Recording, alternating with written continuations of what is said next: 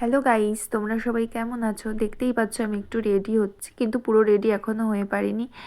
তো তোমাদের সঙ্গে একটু শেয়ার করলাম আমাকে কেমন লাগছে জানিও। তো তোমাদের সঙ্গে শেয়ার করাই হয়নি।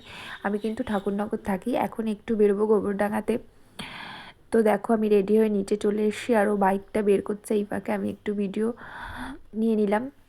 তো আমাদের সঙ্গে কিন্তু আমাদের মেয়েও আছে।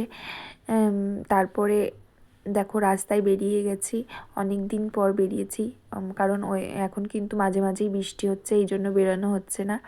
আর বৃষ্টির জন্য দেখো চারপাশে গাছপালাগুলো এত সবুজ হয়ে গেছে, খুব সুন্দর লাগছে। আর এই গোবরডাঙ্গার এই ঠাকুরনগর থেকে গোবরডাঙ্গায় যাওয়ার রাস্তাটা না খুব সুন্দর, এখানে ফাঁকা, চারপাশ দিয়ে কিন্তু চাষ হয়, মানে সবজির চাষ হয়। আর এই দেখতে পাচ্ছ এই দোকানটা থেকে আমি ফুচকা খাই, কিন্তু আজকে আর ফুচকা খাবো না। এখান থেকে সোজা চলে যাব একদম গোবরডাঙ্গায়।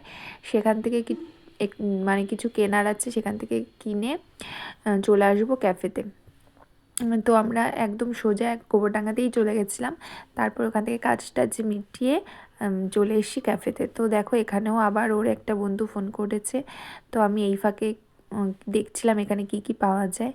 তো এখানের পরিবেশটা খুব সুন্দর লাগছিল। দেখো মেয়ে একটা চিকেন ললিপপ অর্ডার দিয়েছে, এইসব খুব ভালো চলে, ভাত মোটেই খেতে চায় না, তো খাচ্ছে। আর আমি একটা এগ রোল অর্ডার দিয়েছিলাম, ও একটা চা খেয়েছিল। তো আমার ভিডিও লাগলে অবশ্যই ফলো করো, লাইক করো, শেয়ার করো। Tata, by.